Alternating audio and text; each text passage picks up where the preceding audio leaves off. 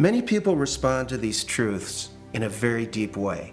Some have a visceral reaction like they've been punched in the stomach.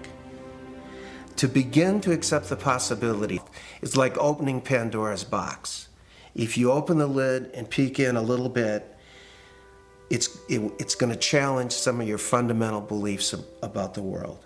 If we can think of our worldview as being sort of our mental and emotional home, I think all of us will do just about anything to defend our homes, to defend our families.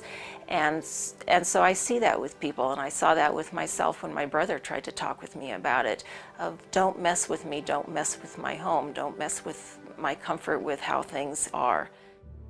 When we hear information that contradicts our worldview, social psychologists call the resulting insecurity cognitive dissonance. So now we've lost our sense of security. We are starting to feel vulnerable. Now we're confused. When your beliefs are challenged, fear and anxiety are created.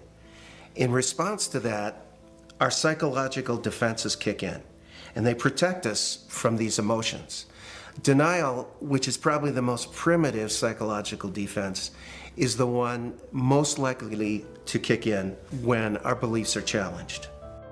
And it's a very, very uncomfortable state to be in. And eventually our mind shuts off. Just like when a computer is overloaded, our minds get overloaded. We can't handle it anymore and we shut down. And what some of us will tend to do is deny the evidence that's coming our way and stick to the original story, the official story, and to try to regain our equilibrium in that way. Another thing we can do is decide to look at the conflicting evidence and be sincere and be open-minded and look at both sides of the issue and then make up our own mind about what reality is. I'm not sure I want to know.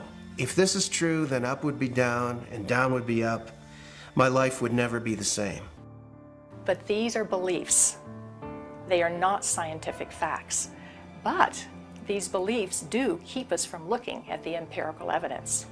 Whenever we say, I refuse to believe, we can be sure that the evidence that's coming our way is not bearable and that it's conflicting with our worldview much too much.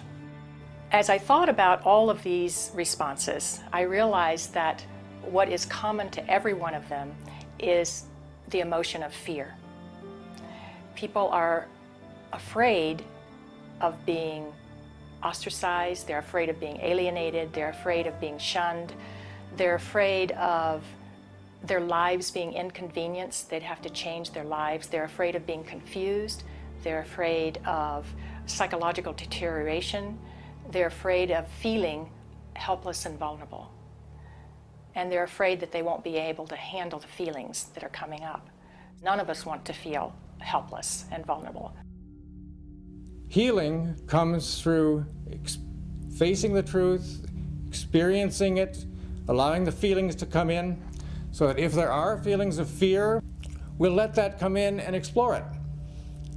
Let the light shine on whatever happened. This will be the most healing process.